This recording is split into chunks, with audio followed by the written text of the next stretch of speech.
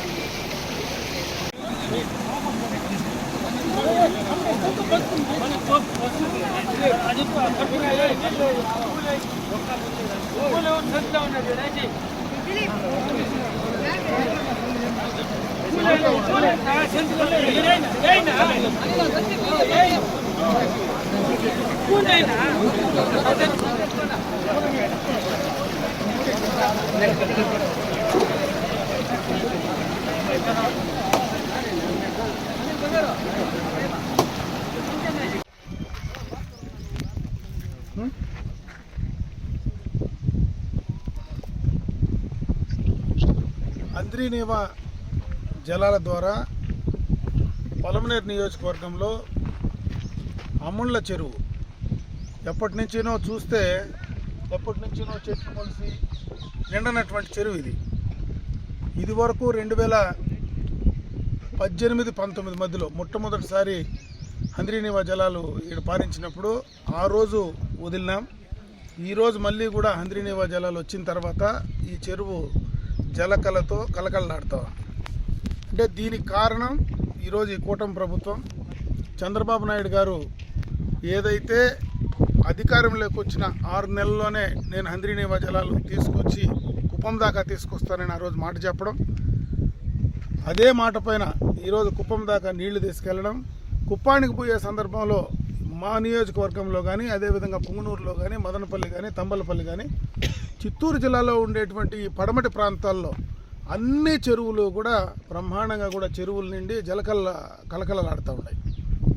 నేను ఎందుకు ఈ విషయం చెప్తానంటే కీర్తిశేషులు నందమూరి తారక రామారావు గారు రాయలసీమ లాంటి కరువు ప్రాంతం, ఆ రోజు వెనకబడినటువంటి ప్రాంతం, ఈ ప్రాంతానికి నీటి సౌకర్యం లేదు, నీళ్లు తీసుకురావాలని చెప్పి మొట్టమొదటగా రాష్ట్ర ముఖ్యమంత్రిగా ఆయన వేసినటువంటి బీజం ఈరోజు హంద్రినీవా కావచ్చు, గాలేరు నగరి కావచ్చు, తెలుగంగ కావచ్చు, వీటన్నిటినీ కూడా రాయలసీమ ప్రాంతానికి నీళ్లు తీసుకురావాలని చెప్పి ఆయన మంచి ఉద్దేశంతో ఆ రోజు బీజం వేస్తే ఈరోజు మళ్ళీ తెలుగుదేశం పార్టీ చంద్రబాబు నాయుడు గారి నాయకత్వంలో ఇది బ్రహ్మాండంగా కూడా ఈ కార్యక్రమాలు కొనసాగుతూ ఉంటాయి.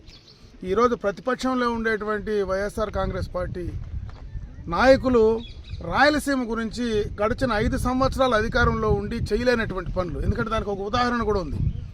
5 సంవత్సరాల్లో కనీసం 2018-19లో మేము నీళ్లు తీసుకొచ్చి పలమనేరు బార్డర్ దాకా వదిలితే ఆ రోజు కుప్పానికి నీళ్లు ఇస్తానని మాట్లాడినటువంటి జగన్మోహన్ రెడ్డి ముఖ్యమంత్రిగా ఎన్నికలకు ముందు ఒక రేకు అడ్డం పెట్టి ఆ నీళ్లు అక్కడికి ట్యాంకర్లో తీసుకొచ్చి ఆ నీళ్లు ఆ రోజు పంపిణీ చేసి ఆ రోజు ఏదైతే నేను హంద్రినీవా జలాలు కుప్పానికి ఇచ్చినానని చెప్పేటువంటి పరిస్థితి ఆ రోజు ఉండింది.